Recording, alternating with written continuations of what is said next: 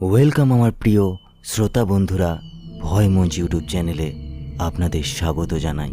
আজ আপনার জন্য একটি গ্রাম বাংলার খাঁটি ভূতের গল্প, পূর্বপাড়ার ভয়ানক রাত। তাহলে চলুন বেশি কথা না বাড়িয়ে গল্পটা শুরু করা যাক। পূর্বপাড়া গ্রামের শেষ প্রান্তে একটি পুরনো কাঁচা বাড়ি। গ্রামের লোকেরা বলে রাত হলে সেখানে অচেনা ছায়া ভেসে বেড়ায়, আর কেউ যদি একা যায় সে আর ফিরে আসে না।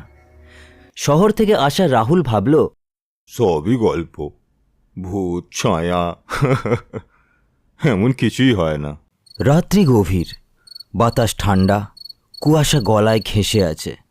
রাহুল চুপি চুপি গিয়ে সেই বাড়ির উঠোনে দাঁড়ালো। দরজা হঠাৎ নিজে নিজে কেঁপে উঠল, যেন তাকে ডাকছে।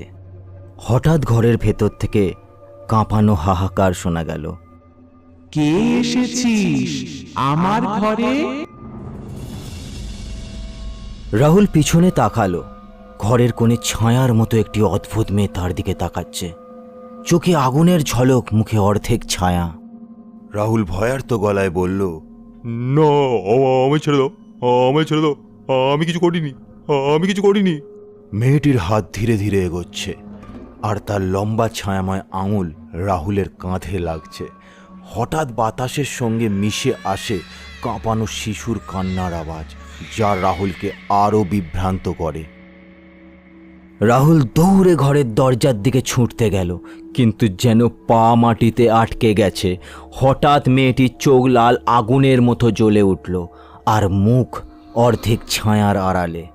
মেয়েটি চিৎকার করে বলল, যে একবার এই বাড়িতে একা আসে সে আর ফিরতে পারে না, কখনোই না। হঠাৎ ঘরের সব জানালা নিজে নিজে খোলে এবং ঝাঁকুনি খায়। বাতাসে মিলেমিশে একটি ধোঁয়াশার ছায়া রাহুলের চারপাশে ভেসে বেড়ায়।